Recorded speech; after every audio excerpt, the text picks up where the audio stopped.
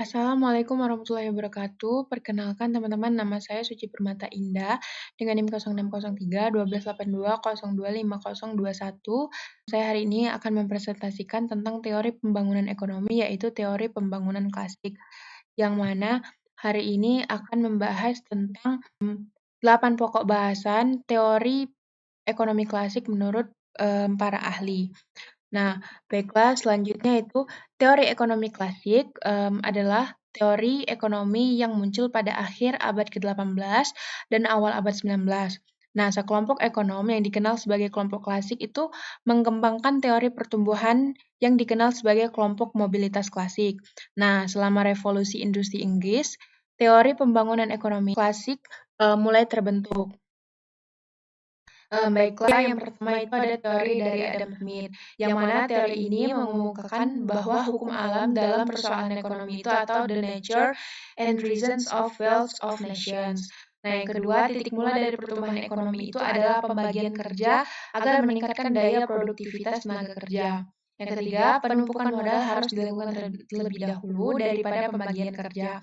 Yang keempat, para petani, produsen, dan pengusaha merupakan agen kemajuan dan kemajuan ekonomi. Pada teori Adam Smith ini mempunyai kelemahan, yaitu antara lain pengabaian masyarakat secara luas, alasan yang tidak adil bagi kegiatan menabung, asumsi yang tidak realistis tentang persaingan sempurna, pengabaian pengusaha atau wira swasta, dan yang terakhir itu asumsi yang tidak realistis keadaan stasioner. Nah, yang selanjutnya ada teori Ricardo. Teori Ricardo ini dikemukakan oleh David Ricardo yang isinya itu David Ricardo mengungkapkan bahwa masyarakat ekonomi itu dibagi menjadi 3 golongan masyarakat, yaitu golongan kapital, golongan buruh, dan golongan tuan rumah. Nah, dalam bukunya The Principles of Political Economy and Taxation, David Ricardo ini ikut mengembangkan teori pertumbuhan ekonomi klasik yang paling dikenal karena merupakan tokoh kunci dalam perkembangan teori pertumbuhan klasik. Nah, beberapa ciri-ciri teori Ricardo itu satu, jumlah tanah yang terbatas, tenaga kerja yang meningkat atau menurun sesuai dengan tingkat upah alamiah, akumulasi kapital terjadi apabila tingkat keuntungan yang diperoleh pemilik kapital berada di atas keuntungan minimal, kemajuan teknologi yang terjadi dari waktu ke waktu, sektor pertanian yang mendominasi, dan berlaku bagi tanah law of diminishing return.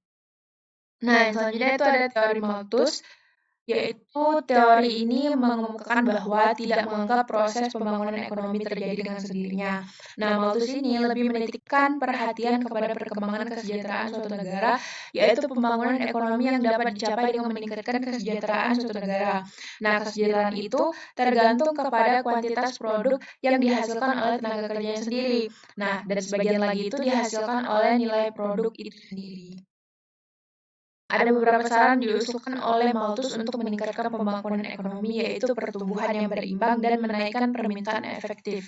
Nah, menaikkan permintaan efektif itu dapat dilakukan dengan cara pendistribusian kesejahteraan, pemilikan tanah secara adil. Permintaan efektif dapat ditingkatkan melalui perluasan perdagangan internal dan eksternal, lalu mempertahankan konsumen tidak produktif untuk meningkatkan permintaan efektif. Oke, baiklah teman-teman, selanjutnya kita akan masuk ke teori Karl Marx, yaitu teori Karl Marx ini mengemukakan bahwa pertumbuhan ekonomi dipengaruhi oleh masyarakat menempuh tahapan-tahapan yang berbeda dalam sejarah dan yang menemukan tahapan-tahapan tersebut adalah perubahan dalam sarana produksi dan hubungan-hubungan produksi. Nah, selanjutnya perkembangan masyarakat itu melalui 5 tahap, yaitu masyarakat komunal primitif, masyarakat perbudakan, masyarakat feodalisme, masyarakat kapitalisme, dan masyarakat sosialisme. Selanjutnya, Marx ini mengemukakan bahwa peramalan keruntuhan sistem kapitalis dikarenakan keberhasilannya sendiri. Sistem kapitalis dinilai Marx mewarisi daya self-destruction atau suatu daya dari dalam yang akan membawa kehancuran bagi sistem perekonomian liberal itu sendiri. Selanjutnya ada teori Schumpeter. Nah, teori Schumpeter ini dikemukakan oleh Joseph Schumpeter yang hidup di zaman modern, yaitu 1983 sampai 1950. Nah, teorinya ini diungkapkan dalam suatu kerangka analisis sosial yang luas seperti halnya ekonomi klasik. Schumpeter mengasumsikan adanya perekonomian persaingan sempurna yang berada dalam keseimbangan mantap. Unsur pertama pembangunan terletak pada adanya kombinasi baru dalam kegiatan pembangunan berupa inovasi yang pelakunya adalah wira swasta atau inovator ataupun entrepreneur.